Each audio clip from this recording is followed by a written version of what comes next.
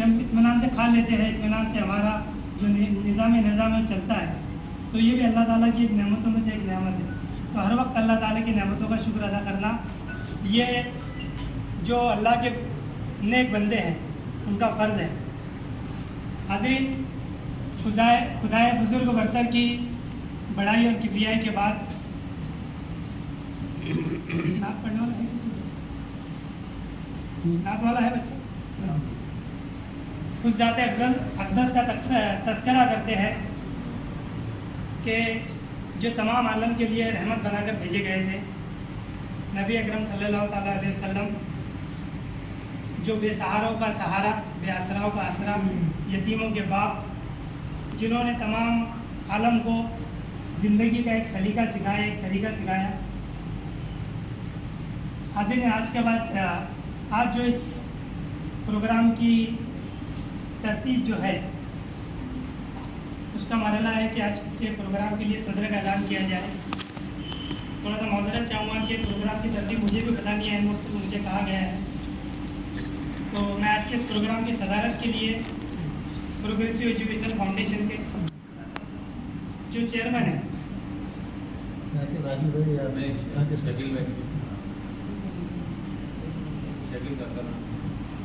तमाम लोगों के मशवरे से जो है प्रोग्रेसिव एजुकेशनल फाउंडेशन के जो चेयरमैन हैं प्रोफेसर शकील कुरैशी साहब, उनका नाम मैं तमामी लोगों की राय से आज के इस प्रोग्राम की सदारत के लिए जाहिर करता हूँ और उम्मीद करता हूँ कि कोई साथी उसकी तारीफ कर दें।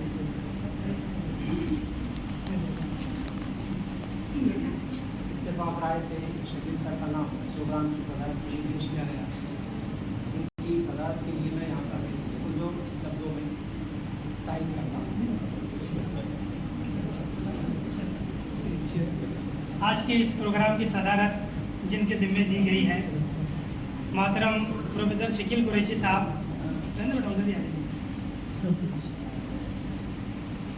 सर इससे पहले बॉम्बे कॉलेज में एज ए लेक्चरर थे। उसके बाद सर ने अपनी तकरीबन पूरी सर्विस SNDT कॉलेज या अजमेरा कॉलेज जिसे कहा जाता है, दुलिया महिला विद्यालय, वहाँ पर सर ने अपनी सर्विस दी है। एज आ प्रोफेशनल गाइडेंस या स्टूडेंट्स के लिए सर की जो कोशिशें हैं वो अपनी सर्विस के वक्त से ही शुरू है। सर के पीरियड में 2 बच्चे जो है MPSC के थ्रू सर्विसेज के लिए लगे। उसी तरह कुछ 19 बच्चे पुलिस भर्ती के लिए सर के थ्रू गए थे, जिसमें से कुछ 5 बच्चे पुलिस जॉब के लिए एकेडमी के थ्रू लगे हैं।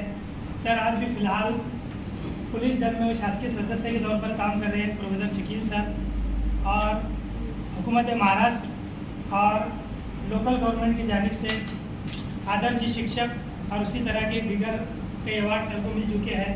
तो आज के हमारी ऐसी शख्सियत प्रोफेसर शकील कुरैशी साहब हमारे इस प्रोग्राम की सदारत अंजाम दे रहे हैं। मैं तमामी टीम की जानिब से सर से गुजारिश करता हूँ कि प्रोग्राम को आगे बढ़ाने की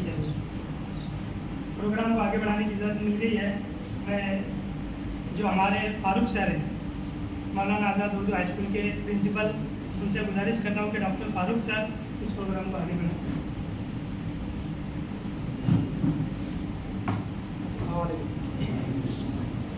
प्रोग्रेसिव एजुकेशन फाउंडेशन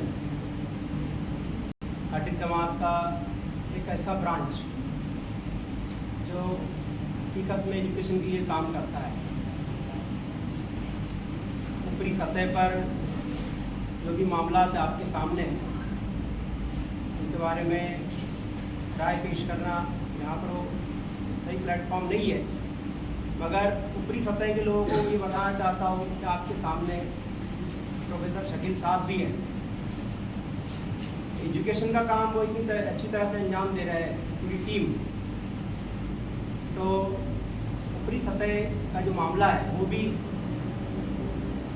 अगर उन जैसे एडवाइज़र के सहारे चले तो शायद इतनी इनडिसिप्लिन ना हो, मगर आज जिस मकसद से हम लोग यहाँ पर इकट्ठा है, नीट और JEE के जो एग्ज़ाम्स है उस ताल्लुक़ से बहुत कम वक्त में एक दिन में ही हम लोगों ने इतने स्टूडेंट्स को इकट्ठा किया है।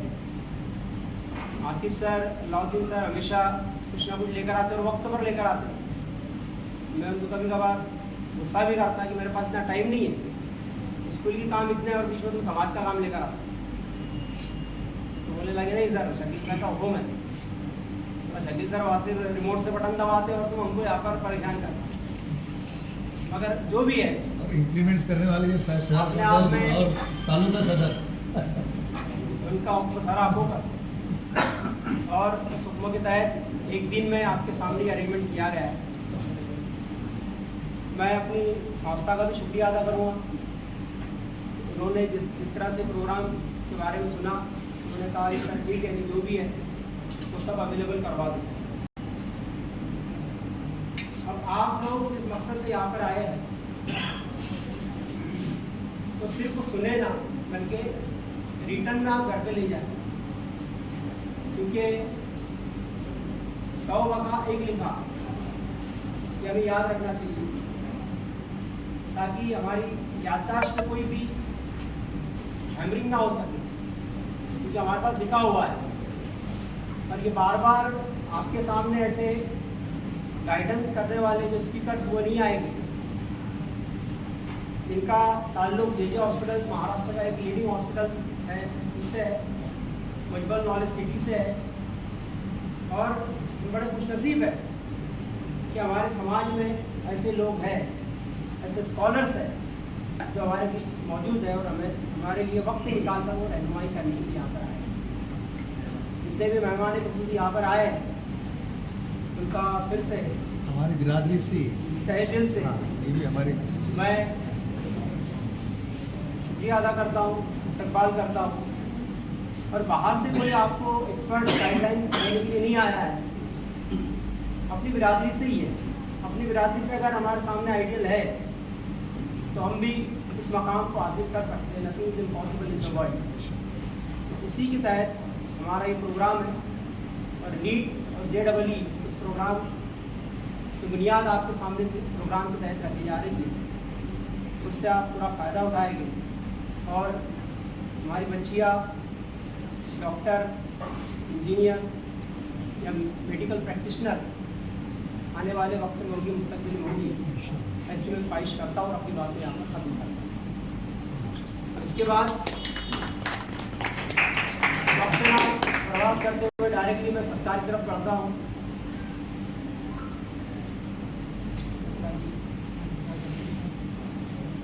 प्रोग्राम सदर सर प्रोफेसर अल्फा जी ये हम लोगों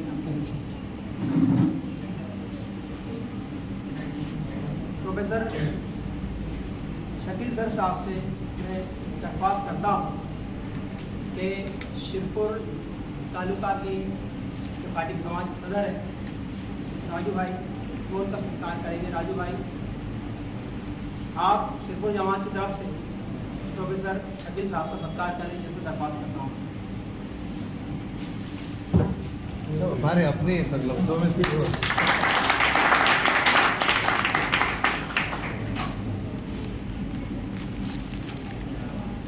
इसके बाद मेरे सुनने के लिए हम लोग बेताब हैं।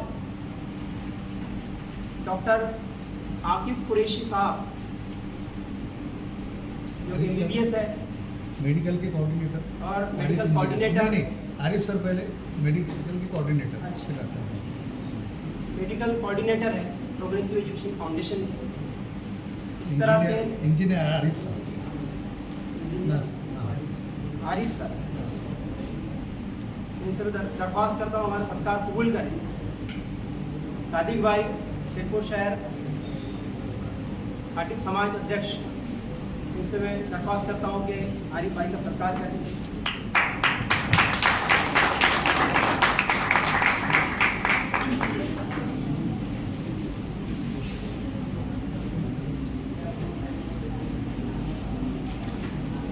नहीं सर, बहुत सारे आपकी पुलिस सर, आपकी पुलिस JJ हॉस्पिटल से ताल्लुक़ रखने वाले हमारे नौजवान साथी डॉक्टर आकिब कुरैशी सर, इनका सत्कार हमारे बुजुर्ग नेता, रहनुमा, हमेशा तकलीफ देने वाले, रिटायर है इसलिए हमको तकलीफ देते रहते हैं, अलाउद्दीन सर, इनसे दरख्वास्त करूँगा कि डॉक्टर आकिब कुरैशी सर का सत्कार करें।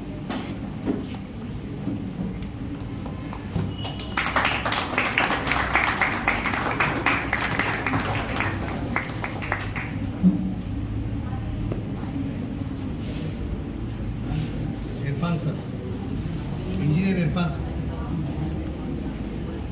इसके बाद मैं दरख्वास्त करूँगा अख्तर सर से कि वो उज्जवल नॉलेज सिटी जो कि एजुकेशनल हब है खानदेश का, वहाँ से आए हुए इंजीनियर इरफान सर, उन्होंने सॉफ्टवेयर इंजीनियरिंग यूके लंदन से की है, तो उनका इस्तेमाल करें। अभी लंदन जा रहे हो 14 तारीख को, उससे पहले बच्चों के बच्चों को गाइडेंस करने के लिए आए उससे पहले।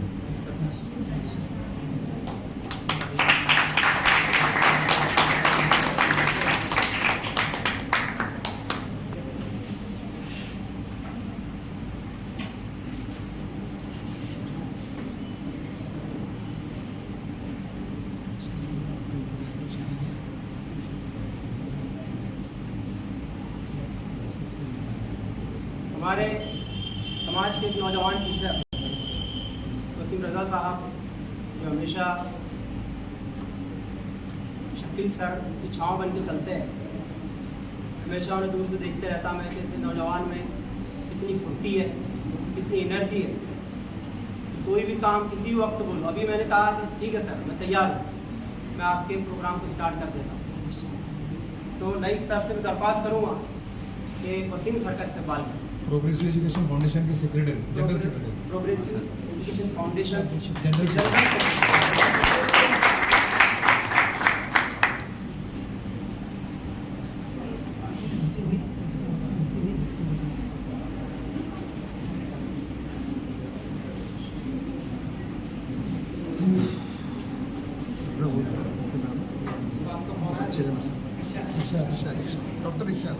डॉक्टर अरशद। अच्छा,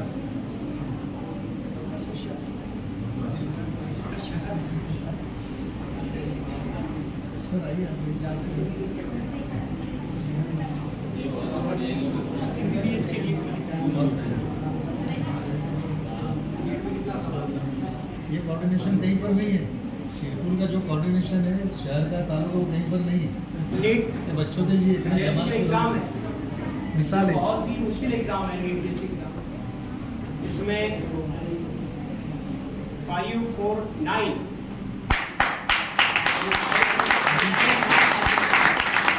और जिन्हें जालना MBBS कॉलेज में एडमिशन मिला है, ऐसे डॉक्टर अशर साहब से मैं दरख्वास्त करूँगा हमारा इस्तेमाल को भी करें। हमारे बच्चों के लिए आइडियल है हमारे सीनियर बच्चों साथी के लिए। महमूद सर से मैं दरख्वास्त करूँगा कि डॉक्टर अशर साहब का वो इस्तेमाल आइए।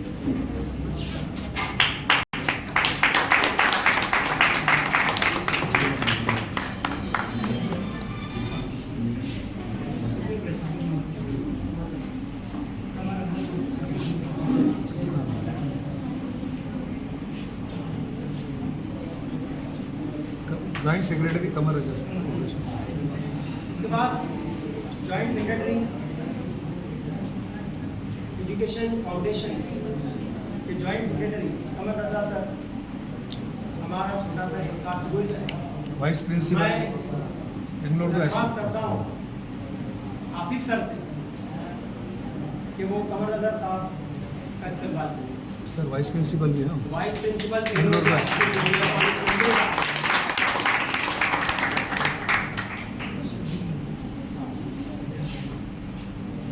सुबह जिनका मुझे फ़ोन आया था, जिन्होंने इंक्वायरी की कि सर स्ट्रेंथ वगैरह अच्छी रहेगी प्रोग्राम में, इनको फ़ायदा होना चाहिए, उन्हें फ़ायदा मिलेगा ही नहीं मिलेगा। मैं उनको गारंटी दिया कि नहीं सर, हमारे तकरीबन सभी स्टूडेंट 90% के ऊपर स्टूडेंट हमारे वहाँ पर प्रेजेंट रहेंगे। ऐसे शब्बीर भाई मलन साहब से मैं दरख्वास्त करता हूँ कि इस्तेमाल नहीं करें। इसके लिए मैं हाजी जब्बार जनाब साहब से मैं दरख्वास्त करूँगा कि वो शब्बीर मलन साहब का सत्कार करें। सर क्या से मुझे सुकीनी की स्कूल में मैं दूसरी में होगा, मैंने एक वाज कहा था, मुझे एक पेन और 11 रुपये मिले थे दूसरी में, सलीम सर। और आज भी मुझे बता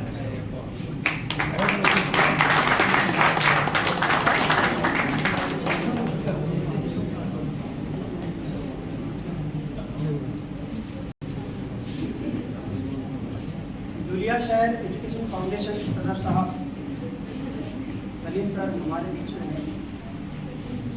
उनके इस्तेमाल के लिए मैं Azhar sir, headmaster Maulana Abdul Kalam Azad Urdu primary school, Azhar sir से दरख्वास्त करूँगा कि सलीम सर का इस्तेमाल करें।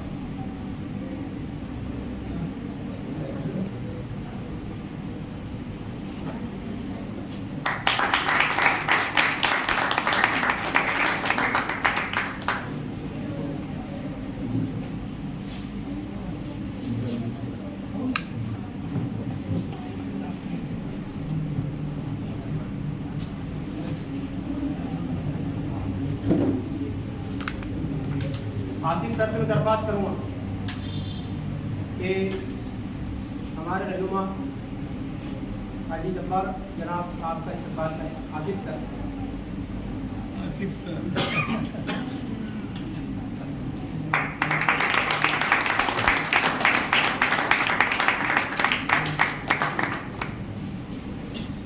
शेरपुर तालुका घाटी समाज अध्यक्ष राजू भाई,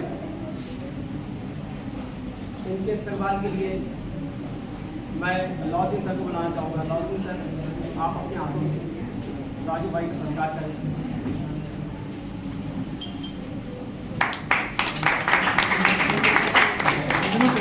अपनी वो तालुके के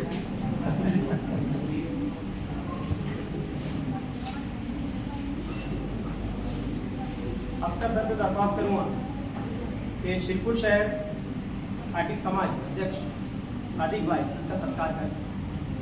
सादिक भाई हमारा एक छोटा इस्तेमाल है।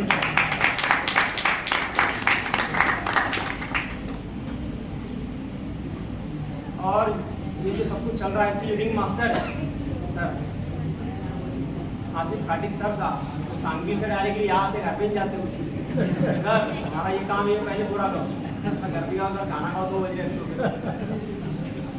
तो मैं शकील सर साहब से दरख्वास्त करता हूँ कि young energetic person, chairman of progressive foundation, बहुत मेहनत है, तालियां बजाए।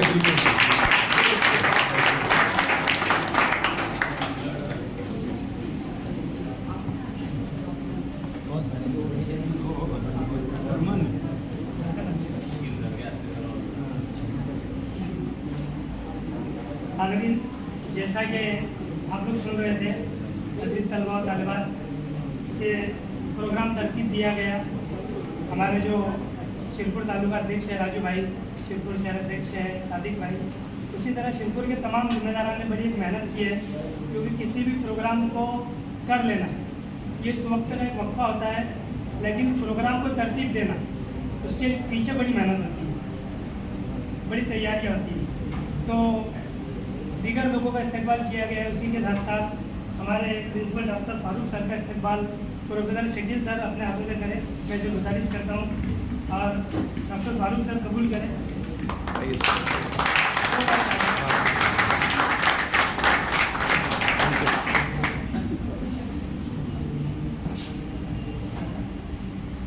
डियर स्टूडेंट,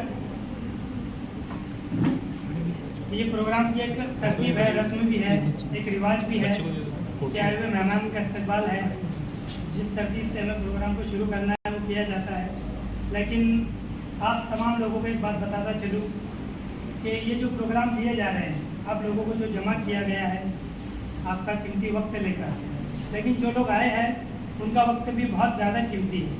वो अपनी मसरूफियात को छोड़कर, जैसे आपने सुना कि हमारे इरफान सर इंजीनियर इरफान कुरैशी जो है वो आइंदा 14 तारीख को लंदन जा रहे हैं, उनकी भी कई तैयारियां हैं। आरिफ इंजीनियर साहब जो है अपनी बड़ी मसरूफियात छोड़कर आए हैं। डॉक्टर आतिफ जो है जेजे हॉस्पिटल बॉम्बे से ताल्लुक रखते हैं, वो भी अपनी जी MD MS का स्टडी छोड़कर आए। हाँ MD और MS का MBBS स्टडी है। छोड़कर सिर्फ बिरादरी की बात पर, और जो हमारी प्रोग्रेसिव एजुकेशन फाउंडेशन की टीम है उनकी एक दावत पर लब्बैक कहते हुए तमाम लोग अपनी जिम्मेदारियां छोड़ के आ गए। तो आप लोगों को एक चीज़ ये साफ करता चलूँ कि ये फॉर्मल प्रोग्राम बिल्कुल आप लोगों के लिए रखा गया है, इनफॉर्मल नहीं है। सिर्फ आपको सुनना नहीं है, आपको उधर से एक्शन का इक्वल रिएक्शन देना है। आपको अगर कुछ पूछना है तो आप लोग पूछ सकते हैं उनकी बात मुकम्मल होने के बाद। सिर्फ एक छोटी सी कोशिश हमारी बिरादरी की, हमारी टीम की जानिब से की जा रही है कि आप लोगों का जो गाइडेंस के लिए वक्त बर्बाद होता है, वो वक्त आप लोगों का आपकी पढ़ाई में लग जाए। आपका उतना वक्त बर्बाद ना हो, आप लोग सीधी और सही राह पर आ जाए कि जो आपको, आपका जो एम है, जो टारगेट है, वो टारगेट की तरफ आप लोग बढ़े। बस इसी चीज़ के लिए जो हमारे एक्सपर्ट्स हैं, चाहे वो नीट के हो, BUMS, BHMS, BAMS, MBBS या दीगर और डिग्री कोर्सेज हो मेडिकल लाइन से या इंजीनियरिंग लाइन से, जो भी हो JEE, तो उस ताल्लुक से आपकी जितनी भी जो भी रहबर या रहनुमाई हो सकती है वो की जाए। बस यही एक एम लेकर हमारी टीम चल रही है। तो इस एम के लिए जो शिरपुर के जिम्मेदारान हैं, जैसे सर ने बताया कि मसरूफियात है स्कूल की, वाकई स्कूल की बहुत मसरूफियात है। आज गवर्नमेंट के काम स्कूल वालों के लिए इतने आगे हैं कि दीगर चीज़ें देखना बड़ी मुश्किल हो जाती है, लेकिन फिर भी वो लोग अपनी मसरूफियात के बावजूद अपनी बिल्डिंग दे रहे हैं, अपना वक्त दे रहे हैं। शिरपुर के जो आसिफ सर है, अलाउद्दीन सर है, उसी तरह हमारे जो सादिक भाई है, वो हर चीज़ के लिए उनके साथ तैयार है। तो उन तमाम लोगों को भी मुबारकबाद देता हूँ कि वो लोग अपना एक कीमती वक्त देकर हमारी कौम के बच्चों के लिए जो भी उनसे बन पड़ा, जो भी कोशिश होती है वो करते हैं। तो मैं बिना किसी ताख़ीर के, बिना वक्त ज़ाया किए के आज के जो हमारे पहले मुकर्रिर हैं डॉक्टर आकिब कुरैशी, इंट्रोडक्टरी कर दिया आरिफ इंजीनियर सर। हमारे जो प्रोग्रेसिव एजुकेशन फाउंडेशन के मेडिकल फाउंडेशन कोऑर्डिनेटर है मोहतरम आरिफ कुरैशी साहब, मैं उनसे गुजारिश करता हूँ कि वो आए और अपना इंट्रोडक्शन जो है हमारे स्टूडेंट्स के सामने पेश करें। मोहतरम आरिफ इंजीनियर साहब।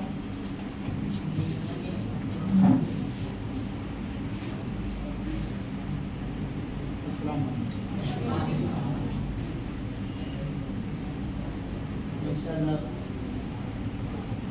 सारे जिम्मेदारान हजरात और ख़ास करके शिरपुर की जो इस प्रोग्राम को अरेंज करने वाली टीम, उन सबको मुबारकबाद देते हुए बहुत शुक्रिया करते हुए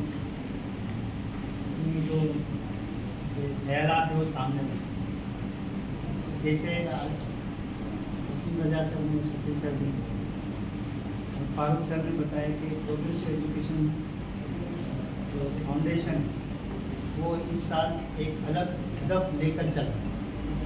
जैसे आप लोग मालेगांव में बड़े प्रोग्राम में आपने देखा होगा कि शकील सर ने बड़े स्टेज से इस बात का ऐलान किया कि हम 2023 से लेकर 2024 तक हम लोगों ने क्या क्या गोल सेट किए। आप सबको बताओ, उन्होंने शिरपुर में आपने कुछ 1 महीना पहले या 1.5 महीने पहले आपका हौसला अफजाई का प्रोग्राम कर चुके हैं और अल्लाह ने उसी हौसला अफजाई के प्रोग्राम को आपने इतना कामयाब तरीके से किया। उस वजह से ये कैरियर गाइडेंस का भी प्रोग्राम की शुरुआत आपके शिरपुर से ही की।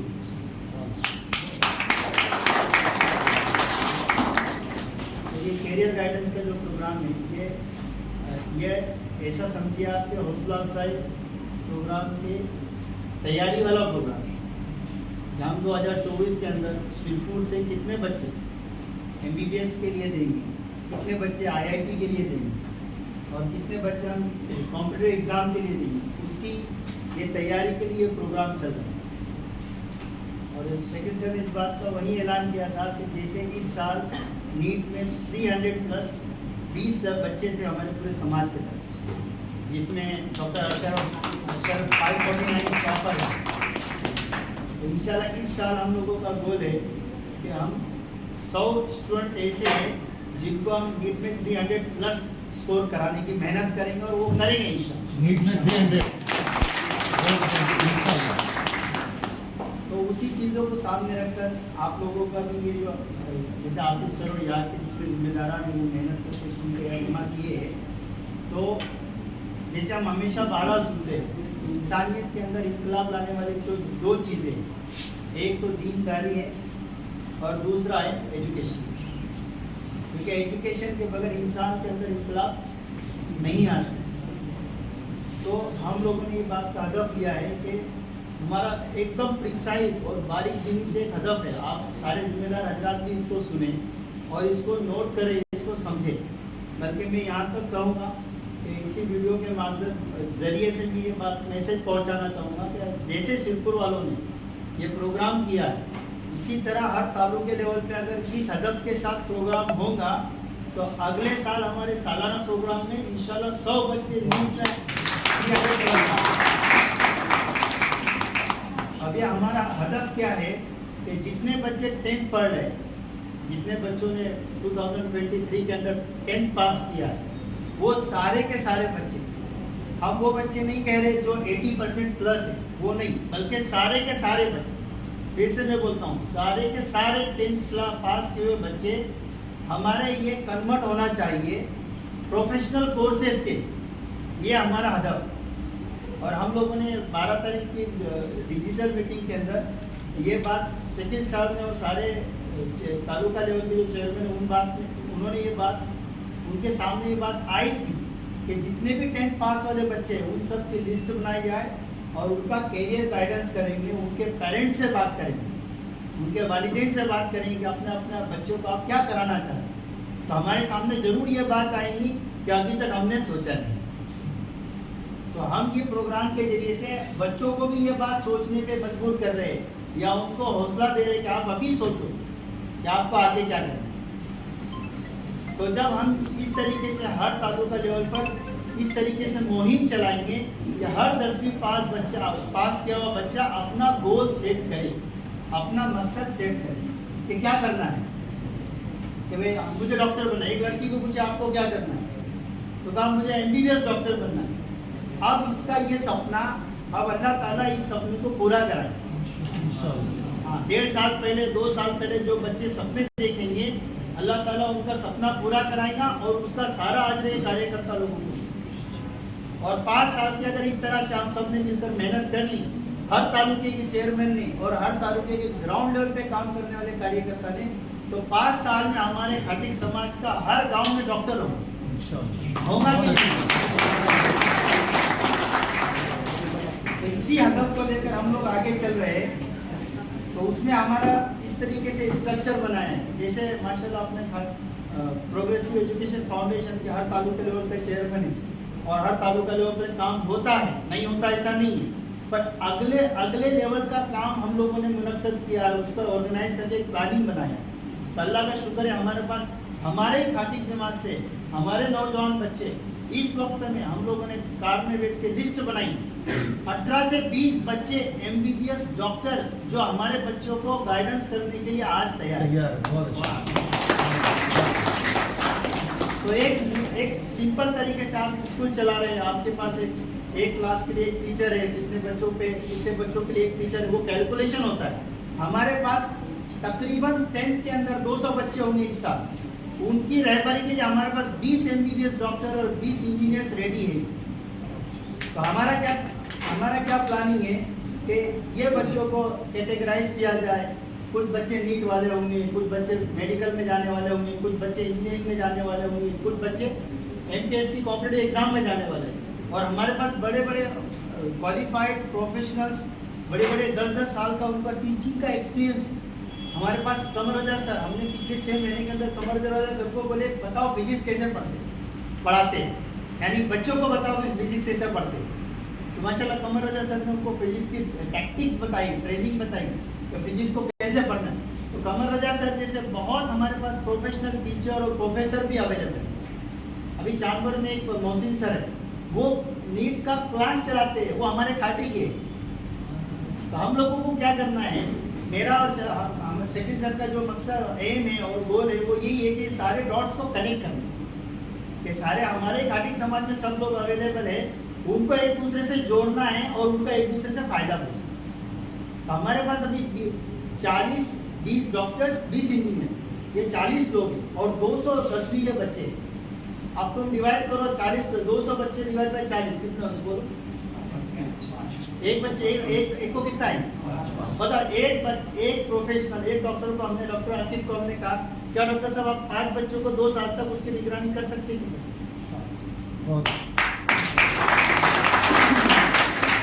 आप बताओ, जो बच्चा इनकी निगरानी में, इनके मेंटरशिप में 2 साल तक रहेगा, या हर महीने उसको पूछेंगे बेटा तेरा क्या हुआ, तेरे फिजिक्स का क्या हुआ, केमिस्ट्री का क्या हुआ, तो 1.5-2 साल के बाद नीट 2025 में 2020-25 के अंदर वो बच्चा इनके तक 600 मार्क्स लाएगा कि नहीं लाएगा? इंशाल्लाह। तो ये हम लोगों का प्लान है। ये छोटी सी बात आपके सामने रख रहा हूँ और आप लोगों को देखो, हम सब मिलके, जैसे आप लोग जो ग्राउंड लेवल पे सारे चेयरमैन लोग काम कर रहे हैं, पदाधिकारी है ना, बच्चे हैं, माँ बाप है, अगर हम सब मिल के टीम बन के इसको इस मुहिम को अगर चलाएंगे ना, तो इंशाल्लाह घाटिक समाज में इनकलाब लायक वगैरह रहेगा नहीं, है ना। ये एक बात थी। और उसके बाद दूसरा और एक बात हमारी डिस्कशन में आ रही थी कि जैसे हम लोग मेंटरशिप का प्लान बनाएंगे इंशाल्लाह, कमर रजा सर हम लोग इसको काम कर रहे हैं ऊपर से कि कैसे काम करना, किसको कौन से बच्चे देना, तो इसी के लिए हमको डेटा भी बनाना पड़ेगा। आसिफ सर, डेटा बहुत इंपॉर्टेंट है, क्योंकि हमको समझ में, हमारे पास आप मानेंगे नहीं, अगर तुम शिरपुर से अभी इसी वक्त इसी प्रोग्राम में मैं कह रहा हूँ, तुम कहेंगे कि 4-5 बच्चे ये रूरल एरिया में रहते हैं, है ना, और कहेंगे कि भाई इनके हालात के ऐसे नहीं है, माँ बाप भी कुछ खर्चा नहीं कर सकते, तो हमारे पास 10 बच्चों का अभी फिजिक्स वाला का स्पॉन्सर देने के लिए लोग तैयार हैं, फीस देने के लिए। तो हमें क्या है कमर रजा सर, हमारे पास सारे रिसोर्सेस अवेलेबल हो रहे हैं, हमें क्या करना है कि वो उस जरूरत को मतलब पैदा करना है, यानी उसको सामने लाना है। क्योंकि देखो आसिफ सर ने हमें कहा कि हमारे शिरपुर डिवीजन से ये 5 बच्चे ऐसे हैं जिनको हमको आप जो बोल रहे हो उसको उस स्कीम में लेना है, तो उससे क्या हो कि हमारा एक बच्चा भी नहीं छूटे।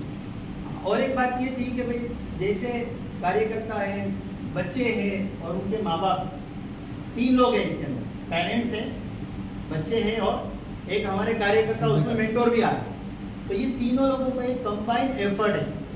कोई आदमी जादू की छड़ी घुमा के काम ना शकील, मैं माफ करना मेरा बात अगर कुछ जुमला हो जाए, ना शकील सर इसको कुछ कर सकते, ना कोई और मैं कर सकता, ना कोई और कर सकता, ये सबका टीम वर्क है, ये सबका टीम वर्क। तो इसमें एक बात ये भी है कि माँ बाप और बच्चों को, जब हम हमारे प्रोग्रेसिव एजुकेशन फाउंडेशन बच्चों लोग तुम्हारे लिए इतनी कोशिश कर रहा है, तो जब भी हम आपको डिजिटल गूगल मीटिंग के लिए, जूम मीटिंग के लिए अगर बुलाए और टाइम दिया हमने, तो उस वक्त आपकी अटेंडेंस उस गूगल मीटिंग में और जूम मीटिंग में 100% होना चाहिए। एक बात की, और माँ बाप को भी ये जो इतनी मेहनत हो रही है, नासिक से कोई आ रहा है, कोई नंदुरबार से आ रहा है, आप खुद अपने कहाँ से आए, तो ये मेहनत इसीलिए हो रही है कि ये सारी मेहनत का रिजल्ट और आउटकम क्या आना चाहिए कि हमारे बच्चे कामयाबी की सीढ़ियों पे चढ़ते जाए, चढ़ते।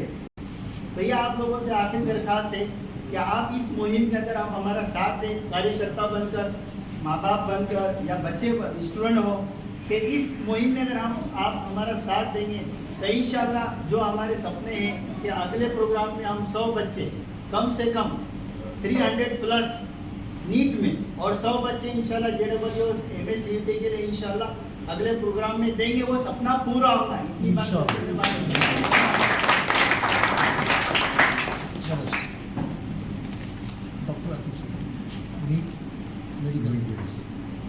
ये जो हमारे आरिफ सर जो हमारे इस प्रोग्राम की ज़रूरत को बताया था, उन्होंने बताया कि किस तरह से एक ढांचा तैयार किया जाता है किसी भी चीज़ का। एक नंबर ऑफ स्टूडेंट्स हमारे पास आए थे 10वीं के 200 स्टूडेंट तकरीबन, तो उसके लिए एक टीम तैयार की गई है।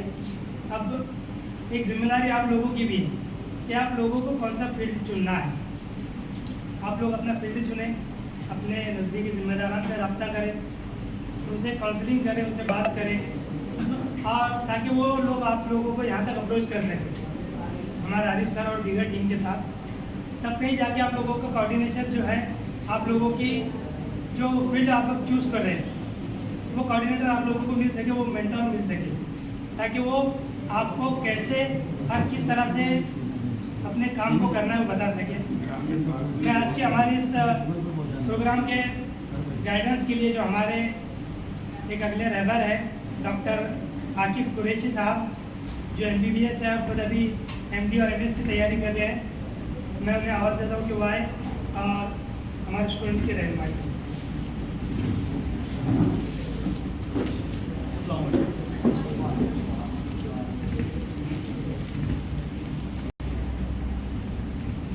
आरिफ सर मुझसे मुखातिब हुए थे, मैं उन्हें आज के प्रोग्राम के बारे में बताया। उन्होंने मुझे 2 चीज़ बताई जो मुझे आज एड्रेस करना है। उसमें से पहला था why you should go for NEET. मैं मिक्स लैंग्वेज यूज़ करूँ, मुझे कोई प्रॉब्लम नहीं है। Why you should go for NEET मुझे ये बताना है। एंड हाउ मतलब कैसे तुमको प्रिपेयर करना है, ठीक है। तो हाउ पार्ट के लिए मैं पर्सनली सबकी प्रॉब्लम एक एक करके, प्रोग्राम जो थोड़ा आगे बढ़ेगा उसके बाद में एक एक से मिल के सबकी प्रॉब्लम डिस्कस करेंगे और सबको उसकी प्रॉब्लम के हिसाब से हल देंगे, ठीक है। मैं हूँ आरिफ सर है, मेरे काफ़ी साथी यहाँ पे हैं डॉक्टर अशरफ। तो हाउ वो कैसे करना है वो हम तब बताएंगे। अभी मैं वाई बताता हूँ, ठीक है। आपको नीट क्यों करना चाहिए, ठीक है। जब मैंने नीट किया 2016 में, तो मतलब 11th के मतलब 12th के स्टार्टिंग तक मुझे श्योर नहीं था मैं आगे लाइफ में क्या करने वाला हूँ। 12th के स्टार्टिंग से आते आते पहले घर वाले गौर से सुनो इधर। घर वाले मुझे बोलते थे डॉक्टर बन जा, डॉक्टर की लाइफ में बहुत सुकून है, जॉब के लिए भागना नहीं है। लेकिन मुझे ऐसा था कि कुछ अलग करना है। इंजीनियरिंग साइड में थोड़ा था। 12th के स्टार्टिंग से आते आते मुझे समझा घर वालों की बात में थोड़ी है, सही बोल रहे हैं, स्टेबिलिटी भी होना चाहिए कि आज के जो बेरोजगारी का ज़माना है उसमें इंजीनियरिंग साइड थोड़ी डिफिकल्ट हो जाती है। मैंने नीट का फोकस 12th के स्टार्टिंग में स्टार्ट किया। अभी यहाँ पे क्या प्रॉब्लम हुई, जो मैंने टाइम स्टार्ट किया ये बहुत लेट हो गया 12th के स्टार्टिंग में, जिसकी वजह से मेरा 1 साल ड्रॉप लेने में खराब हुआ। ये प्रॉब्लम मेरे साथ हुई। अब मैं ये चाहता हूँ कि जो मेरे साथ हुआ वो किसी और के साथ ना हो, इसीलिए मेरा फोकस है 9th 10th 11th इसके स्टार्टिंग से, मतलब लोग अभी से नीट के लिए 100% फोकस हो जाए। ये गोल अभी से होना चाहिए कि मुझे नीट देना है।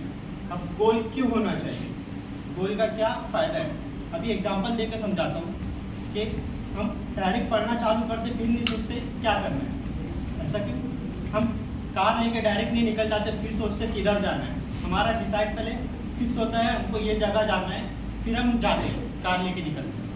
मतलब वैसा ही होना चाहिए लाइफ में भी, गोल क्लियर होना चाहिए। गोल अगर क्लियर है तो हमको पता होता है इसके पीछे कितनी मेहनत करना चाहिए, इसके पीछे कितना टाइम देना चाहिए।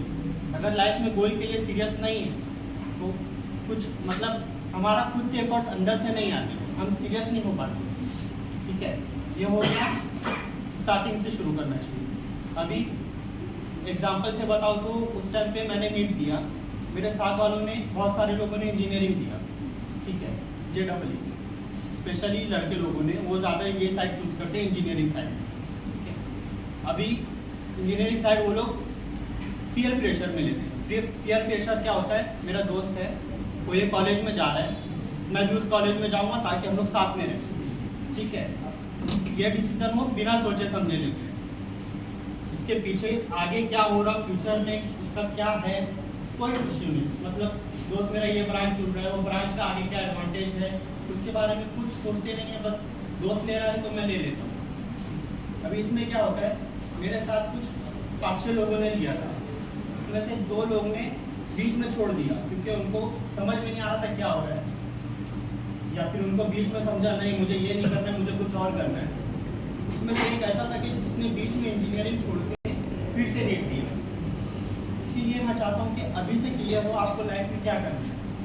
अभी उनमें से कुछ लोगों ने 3-4 साल का कोर्स था, गिरते पढ़ते कर लिया।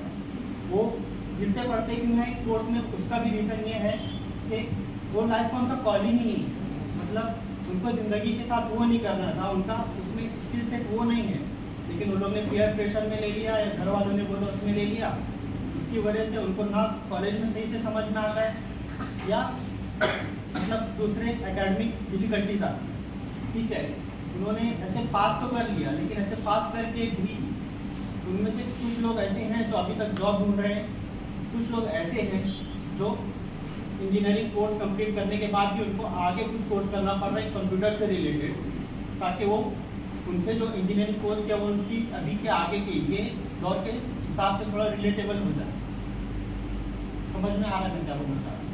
मतलब अभी के उसमें जैसा आईटी सेक्शन में थोड़ा ज़्यादा है, और अभी भी रुझान हमारे यहाँ पे मैकेनिकल कर लेते हैं, सिविल कर लेते हैं, वैसा है। तो मेरा खुद का है दोस्त करीबी, उसने पहले सिविल किया, उसके बाद में उसको प्रॉब्लम आई, ना जॉब मिल रही थी ना कुछ, उसने आईटी सेक्शन से फिर आईटी का कुछ कोर्स किया, उसके बाद वो एज ए आईटी से जो उसने किया उसके थ्रू जॉब में लगा है। उसने जो सिविल का पढ़ाई किया था वो कुछ मायने नहीं रखता। तो ज़िंदगी के 3 साल, जवानी के 3 साल बहुत इंपॉर्टेंट होते हैं, जो ऐसे ही वेस्ट हो गए। क्यों?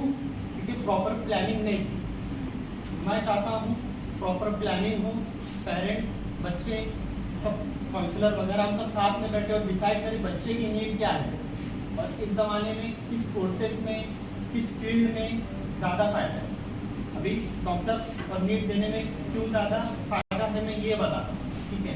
इंजीनियरिंग में उसके बारे में बुरा नहीं बोलना चाह रहा, वो भी अच्छा है, लेकिन उसमें भी कुछ है, कुछ उसके भी मतलब कुछ क्वालिटीज़ है जो होना चाहिए, तभी आप एज ए इंजीनियर सक्सेसफुल होंगे। उसके बारे में सर आपको डिटेल से बताएंगे। मैं नीट के बारे में बताता हूँ। लड़कियों के हिसाब से अगर वो आगे पढ़ना चाह रही हैं तो नीट बहुत सेफेस्ट ब्रांच है। क्यों? क्योंकि एज ए डॉक्टर आपको जॉब के लिए किसी के आगे सर नहीं झुकाना होता। आप बस पढ़ के आए हो, जगह देख लिए, क्लिनिक डाल दिए, सेट हो जाता है, किसी के आगे सर नहीं झुकाना पड़ता। और नीट के बारे में और एक बात बताना चाहूँगा, ऐसे जोक मैंने बताया था कि आपने बहुत जगह देखा होगा इंस्टाग्राम वगैरह पे, इंजीनियर चाय वाला, MBBS चाय वाला। आपने कभी ये नहीं देखा डॉक्टर चाय वाला, कि डॉक्टर जो भी अभी मोमोज वो सब। इसका रीज़न ये है कि डॉक्टर सेल्फ सफिशिएंट होता है, वो आगे कुछ ना कुछ कर लेगा, उसको किसी और की ज़रूरत नहीं है अपने मतलब फाइनेंशियली स्टेबल होने के लिए, ठीक है। और दूसरे चीज़ के लिए अभी बहुत सारे मेरे फ्रेंड ऐसे हैं जिसने इंजीनियरिंग किया, उसका कुछ नहीं, उसके बाद में वो फैमिली बिजनेस ज्वाइन कर रहे हैं या फिर कुछ न्यू बिजनेस में इन्वेस्ट कर रहे हैं। न्यू बिजनेस में इन्वेस्ट करना अच्छी बात है, लेकिन उसमें स्टेबिलिटी आते हुए बहुत टाइम हो जाता है। ये कुछ पॉइंट्स थे जो मैंने बताया, why you should choose NEET. अभी हाउ के लिए मैं पर्सनली सबसे मिलूंगा प्रोग्राम के बाद विद इंजीनियर आदित्य सर और अशर डॉक्टर, उनके साथ में मैं मिलकर एक एक प्रॉब्लम पर्सनली सुनूंगा और उसके हिसाब से उनका सॉल्यूशन बताऊंगा, और कैसे प्रिपेयर करना है, एडवाइस टिप क्या फॉलो करना है, क्या नहीं फॉलो करना है, वो सब हमारे पास है, मटेरियल भी है, ग्रुप्स भी बने हुए हैं और मेंटर भी है, ठीक है। अभी मैं ग्रुप और मेंटर क्यों इम्पोर्टेंट है ये बताऊंगा। अगर एक पहाड़ है, आपको चढ़ना है, तो अकेले चढ़ना बेटर होगा या कोई ग्रुप है जो सेम पहाड़ चढ़ना चाहता है उसके साथ में चढ़ना बेटर होगा? इसीलिए बेटर ये है कि अगर बहुत सारे लोग नीट कर रहे हैं तो साथ में अगर कुछ करें तो पहाड़ चढ़ना ज़्यादा इजी हो जाएगा। और सेम चीज़ मेंटर क्यों ज़रूरी है, अगर पहले से ही किसी ने वो पहाड़ चढ़ा हुआ है तो पहाड़ के बारे में जानता है, उसके रास्तों के बारे में जानता है, उसके साथ में अगर आप जा रहे हो तो आपके लिए वो पहाड़ चढ़ना बहुत आसान हो जाएगा। तो मेंटर के पीछे और पीयर्स जो बोलते हैं, अकाउंटेबिलिटी पार्टनर, उसके पीछे ये लॉजिक होता है, और हम चाहते हैं कि हम ये आपको प्रोवाइड करें। इसीलिए ये मेंटर वगैरह का जो हमने शुरू किया है, ये इसके पीछे वही लॉजिक है। तो इसके बारे में भी फर्दर डिस्कशन होगा। ग्रुप्स ऑलरेडी कुछ बने हुए हैं, उसमें भी आपको ऐड किया जाएगा और मेंटर वाइज भी ग्रुप बनाए जाएंगे। इतना कह के मैं अपनी बात करूँगा। ये इन जनरल बात कर रहे हैं अभी, जैसे नीट के बारे में सर ने बात की है ना, डॉक्टर्स लड़कियों के लिए कितना सेफ है, इंजीनियर क्या है। अभी इंजीनियरिंग के लिए इरफान सर बताएंगे, और उसके बाद में जो है दोनों सेक्शन ही अलग हो जाएंगे। इंजीनियरिंग के इंटरेस्टेड जो है बच्चे वो अलग होंगे, और डॉक्टर बनने वाले बच्चे वो अलग होंगे, और उनके बाद उनके ऊपर मेहनत की जाएगी, उनका रजिस्ट्रेशन किया जाएगा और उनके मेंटर्स बनवाए जाएंगे, और उनको आगे जो है मुस्तकबिल में उनको गाइडेंस किया जाएगा। पहले यहाँ गाइडेंस किया जाएगा और फिर ग्रुप बनाकर उनको जैसे गूगल पर है, जैसे पेरेंट्स और टीचर्स की यहाँ के जो है, जैसे इंजीनियर आरिफ सर जो है नीट के या मेडिकल के कोऑर्डिनेटर है, ऐसे इंजीनियरिंग के कोऑर्डिनेटर अपने आसिफ सर है यहाँ, है ना, पूरे महाराष्ट्र के इंजीनियर बनने वाले बच्चे जो है उनके पास जाए, यानी गाइडेंस लेंगे और ग्रुप के साथ, वो अकेले नहीं, पूरी टीम उनके साथ रहेगी। इस तरीके तो बच्चों को आसानी हो जाएगी। सिर्फ बात करें ना, अभी सर सरसरी तौर पर बात करें कॉमन यहाँ पर, और उसके बाद में ग्रुप बनाएंगे, ग्रुप के लिए फिर अलग अलग डिस्कशन होगा, वर्कशॉप टाइप होगा इसके बाद। ठीक है प्यारे बच्चों, जिस तरह से डॉक्टर आकिब ने यहाँ बात की, उन्होंने अपने ख्यालात का इज़हार किया, नीट के ताल्लुक से हम लोगों को मालूमात दी, लेकिन बहुत सारी चीज़ें ऐसी होती है कि कभी कभी मुकालिर वो सारी चीज़ें नहीं बोल पाता है जो हम सुनना चाहते हैं। तो जैसे सर ने बताया कि प्रोफेसर साहब ने कि 2 ग्रुप किए जाएंगे।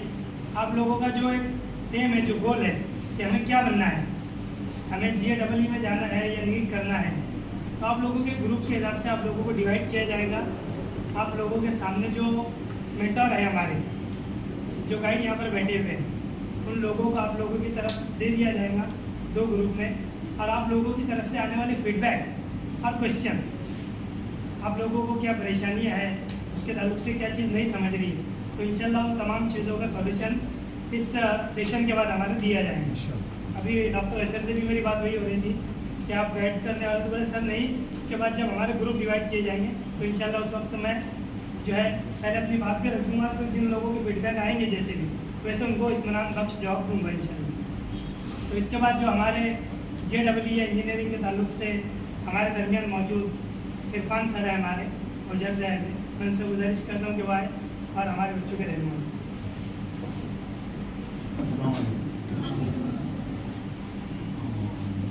तो मैं इस हिसाब से बोलूँगा कि जैसे मैं खुद की लाइफ का एक एग्जांपल दूँ कि मेरे अब्बा जो थे, हम मंगल की दुकान चलाते थे और हम पत्र के घर में रहते थे।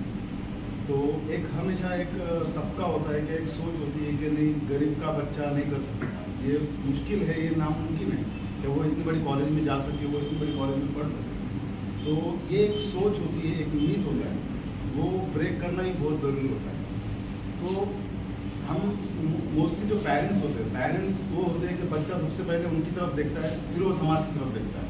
सबसे पहले माँ बाप होते हैं जो उसकी हौसला अफजाई या जो भी चीज़ें करनी है वो करते हैं, और सबसे पहला अगर गाइडेंस किसी से मिलता है, और या हमारे जो पैदा होने से हमें जो सबसे पहला हम जो बिना दिल में कहीं कोई चीज़ रखे हुए जो गाइडेंस करे, वो माँ बाप से बढ़कर और कोई नहीं होता दुनिया में। तो माँ बाप जो होते हैं उनको एक कभी कभी ये भी होता है कि माँ बाप को कम नॉलेज या उस फील्ड में ज़्यादा उनका अनुभव ना होने की वजह से वो उस तरीके से गाइड नहीं कर पाते। तो पेरेंट्स का भी यहाँ पे इतना इक्विवेलेंट रोल बनता है जितना के स्टूडेंट्स का है। तो बोलने का मतलब ऐसा है कि मेरे पापा ने जब मुझे बताया कि भाई कंप्यूटर भी एक कोई ऐसी चीज़ है, तब तक क्या कंप्यूटर पता भी नहीं था, हमने विंडोज़ का कंप्यूटर तक नहीं देखे थे।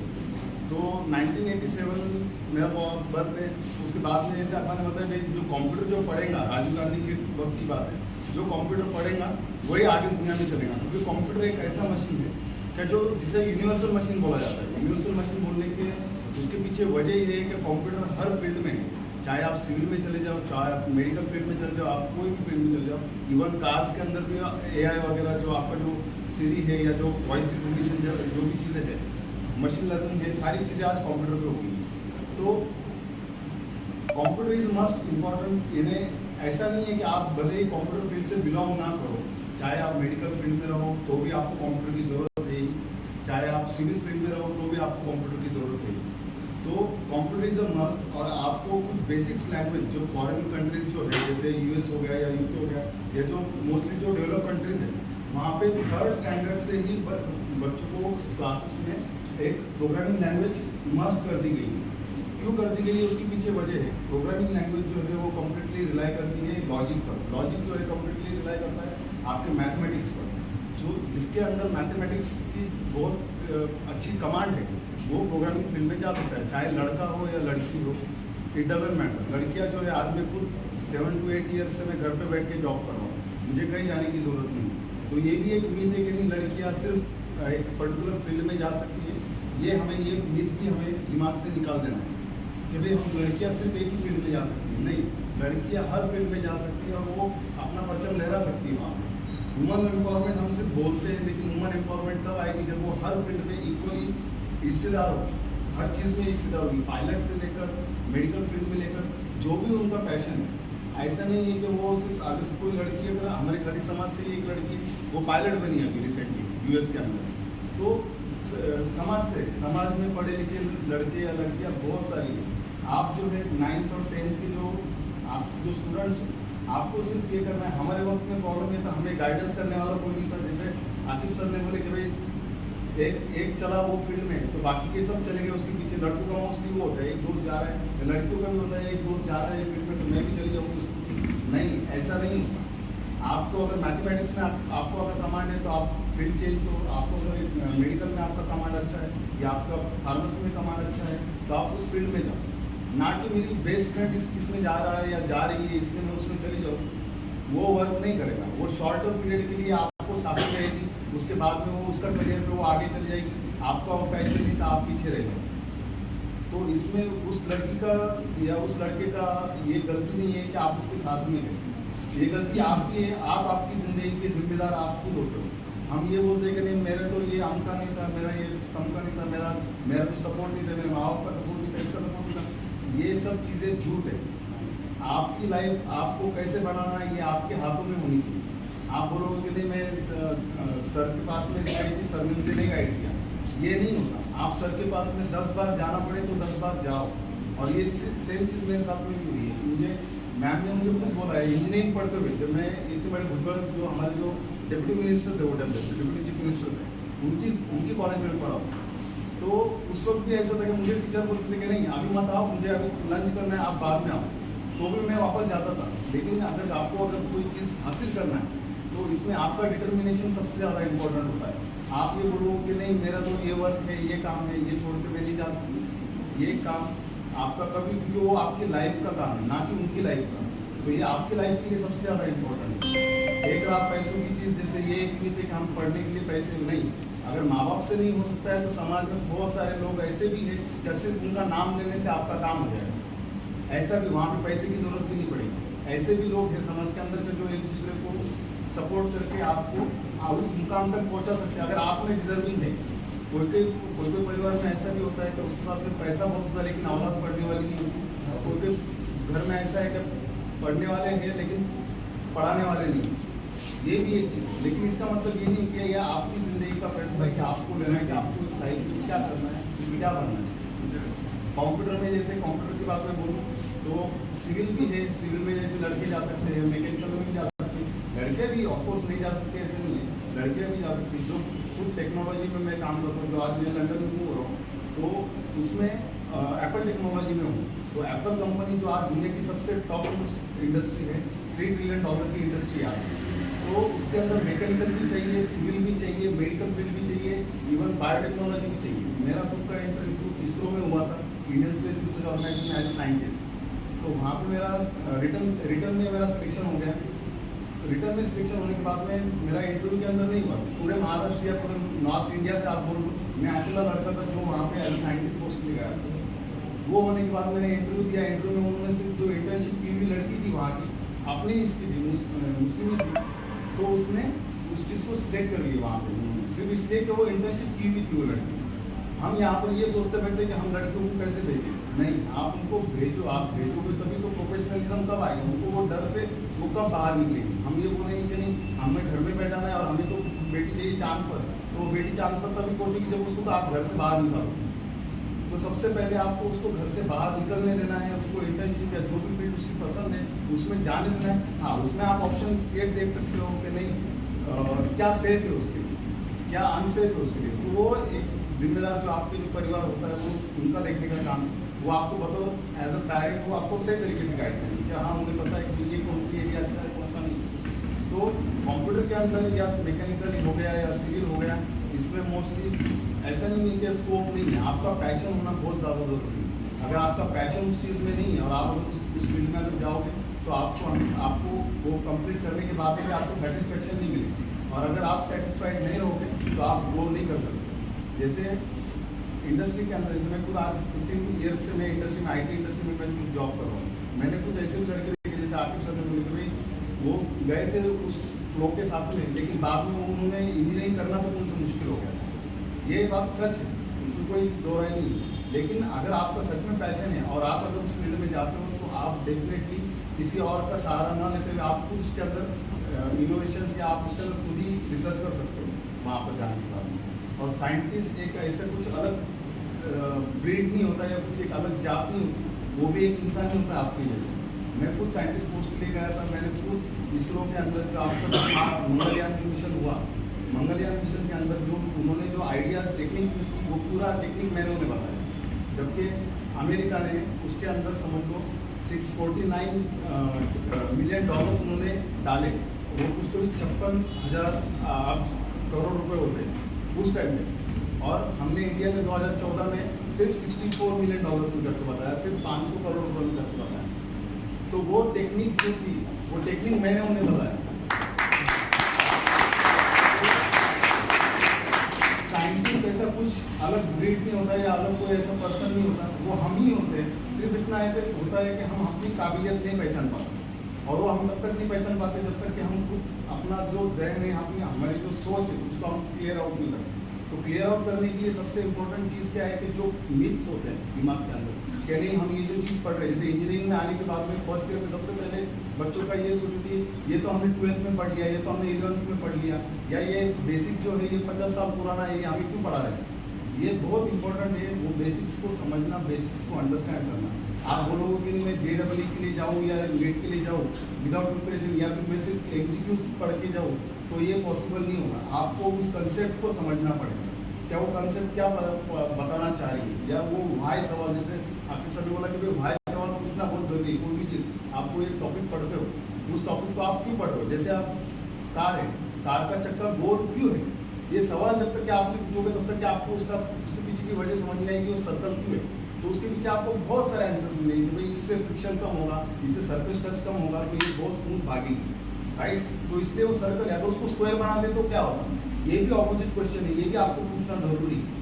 एक पॉजिटिव माइंड और एक निगेटिव माइंड, ये दोनों चीज़ें बहुत ज़रूरी है। आप बोलोगे सिर्फ मैं पॉजिटिव माइंड से आगे चलूँगा, नहीं, आपको निगेटिव माइंड से भी आपको उस चीज़ को देखना है कि वो चीज़ क्यों ज़रूरी है। तो ये सारी चीज़ें हैं कि आपको जो चीज़ें करनी है, जो पैशन आपका है, उस पैशन के अंदर आप जाओ। वो चीज़ पहले आप खुद को एक अकेले बैठो और उसमें सोचो कि नहीं मुझे नीट में जाना ज़रूरी है या मुझे JEE में जाना ज़रूरी है, क्योंकि अलग साइड है दोनों। और एक बार जो आपने जो कदम उठा ली, जो फील्ड में आप चले गए, वहाँ से आपको बैकआउट होते नहीं आए। और अगर आप उस फील्ड में जैसा अभी JEE की है, जैसा अभी आपसे बोला भाई सिविल किया था लेकिन IT में चला गया, उसने उसका IT बूम हो गया तो IT में चला गया। लेकिन हर टेक्नोलॉजी का इंजीनियरिंग फील्ड के अंदर 10 ईयर्स का पीरियड होता है। जैसे 10 ईयर्स का पीरियड, जैसे इससे पहले मैकेनिकल के 10 ईयर्स थे, तब डिप्लोमा को डोनेशन देना पड़ता था मैकेनिकल में तक। इवन ITI को तब डोनेशन लगता था उस टाइम में, फिटर ट्रेड के लिए। आज दौर ऐसा आ गया है कि उनको एडमिशन सीट्स खाली जा रही है और IT में आज डोनेशन लेना पड़ रहा है, क्योंकि IT आज चल रहा है। लेकिन IT के भी 2014 से 2024 सैचुरेशन पीरियड आ गया है। अब इसके आगे पूरा काम जो है IT का, वो artificial intelligence, machine learning, autonomous car implementation उसमें हो गया। तो वहाँ पे अभी रोबोटिक्स का काम आ गया। तो इलेक्ट्रॉनिक्स और रोबोटिक्स में दुनिया मूव हो रही है। तो आपको सिर्फ ये भी देखना है कि भाई मुझे क्या करना है, आपको ये भी देखना है कि दुनिया किस तरफ जा रही है। आप बोलोगे कि नहीं मुझे तो आर्ट्स पसंद है, लेकिन आपको ये देखना होगा कि आर्ट्स के अंदर मुझे स्कोप कितना है। ये भी एक इम्पोर्टेंट है। इंडिया जैसी 150 करोड़ की जो आबादी वाली जो कंट्री है, इसके अंदर क्या है कि कंपटीशन बहुत ज़्यादा है, लेकिन किसी से कंपटीशन करने में ही सबसे ज़्यादा लॉस है। किसी से कंपटीशन मत करो, आपके साथ बैठा हुआ, आपके बाजू में बैठा हुआ, उससे भी कंपटीशन मत करो। अगर आप बिना कंपटीशन किए आप खुद से कंपटीशन किसी दिन करना स्टार्ट कर दोगे, आपके खुद की सेल्फ स्टडी, आप खुद की अंडरस्टैंडिंग, ये सब चीज़ें सबसे ज़्यादा इम्पोर्टेंट है। और आपके पेरेंट्स का भी उतना ही इक्वली रोल बनता है, उनका इतना ही इक्वली उनका रिस्पॉन्सिबिलिटी होती है कि बच्चों को किस तरीके से गाइड करे या उन्हें उस मुकाम पे, रास्ते पे उस चीज़ को जाने दें। तो जैसे चाय का टाइम हो गया या नाश्ते का टाइम हो गया, सभी चीज़ें ऐसा नहीं है बेटी तो उसका ये कर ले, अगर वो पढ़ रही है it's okay, later to her study. तो ये भी एक चीज़ है। तो माँ बाप के अंडरस्टैंडिंग, क्योंकि ये इंपॉर्टेंट ईयर्स होते हैं। 9 हम बोलते हैं कि नहीं सिर्फ इंजीनियरिंग इंपॉर्टेंट होता है, 10th इंपॉर्टेंट होता है, 12th इंपॉर्टेंट होता है, नहीं, 9 से आपको आपका करियर गोल, आपका आपकी लाइफ का गोल सेट होना चाहिए। 9 स्टैंडर्ड से आपने आपको उस गोल के लिए प्रिपेयर करना स्टार्ट करना चाहिए, तो आप आगे 10th में अच्छे से कर पाओगे। 10th के बाद आपको साइड चूज करने में आसानी होगी। तो आप पहले से ही रिसर्च करके रखोगे, हाँ यहाँ पे मुझे ये कॉलेज है, ये चीज़ है। अगर आपको नहीं पता चलता है तो जैसे आरिफ सर है, शकील सर है, ये जो जिम्मेदारान है, या आप पहले से आप उन लोगों से बोल सकते हैं जो मुझे हमको गाइडेंस करो कि हमको ये फील्ड में जाना है, इसके लिए बेस्ट कॉलेज क्या है, तो हम आपको बेस्ट से बेस्ट देने की कोशिश करेंगे। ये हमारा काम है और हमारी इसमें प्रॉफिट यही है कि हम जिस तरीके से, जैसे आज मैं जा रहा हूँ लंदन, तो वहाँ से मैं अब यहाँ पे वापस से नहीं कर सकता, लेकिन यही है कि मैं जब यहाँ से जा रहा हूँ तो मेरी कुछ रिस्पॉन्सिबिलिटी है मेरे समाज की तरफ। तो जिस तरीके से आप ग्रो करोगे तो उसके बाद में ये आपका फर्ज हो जाएगा, ना कि आपको कोई बोलेगा कि नहीं आओ प्लीज करने के लिए आपको टाइम नहीं होना चाहिए। आपको बोले चलो तो आपको तुरंत उसको उस चीज़ के लिए जाना चाहिए। तो ये सोच रखना ही बहुत ज़रूरी है कि आपका रिस्पॉन्सिबिलिटी आपके समाज की तरफ भी, तो समाज को देना भी एक चीज़ है। तो समाज को हम बोलेंगे कि नहीं हमारा समाज पीछे पीछे पीछे, तो हमेशा पीछे रहेगा। लेकिन हम जिस दिन खड़े हो गए, जो पढ़ा लिखा तबका है, अगर वो खड़े हो गए तो हम पूरे समाज का बदल सकते हैं। तो ये एक चीज़ है। इसके साथ में मैं यही बोलूँगा कि जैसे डॉट्स होते हैं, जैसे कंप्यूटर जो है, स्टीव जॉब्स जो हमारा जो एप्पल कंपनी के जो ये है, स्टीव जॉब्स उन्होंने बताया था एक उनके इंटरव्यू में कि कंप्यूटर जो है, कंप्यूटर सिर्फ सामने से दिखने वाले को सिर्फ सामने से दिखता है, लेकिन उसके पीछे जो डॉट्स है, जो मॉनिटर के पीछे जो डॉट्स है, उनको किस तरीके से ग्रो करना है, उसको रेड करना है या येलो करना है या ब्लू करना, ये हमारा काम है, इंजीनियर्स का काम है। तो इंजीनियर जब उसको पीछे से लुकआउट करता है, तो उसी तरह से कनेक्शंस बहुत इंपॉर्टेंट है कि हर चीज़, हर डॉट्स को कनेक्ट करना है। उसमें आरिफ सर जो है वो सबसे इम्पोर्टेंट काम कर रहे हैं यहाँ पर। नहीं तो पढ़े लिखे तबके का एक बहुत कम ये होता है, रुझान होता है कि नहीं अब हम बड़ा ग्रो हो गए, हम लोग अब नहीं आएंगे समाज के अंदर, या हम लोगों के पास कोई टाइम नहीं है। लेकिन उनको खींच कर लाने वाले भी लोग हैं समाज के अंदर, तो उनका भी रोल एक बहुत इम्पोर्टेंट होता है। तो इसी नोट के साथ में मेरे पास शुक्रिया।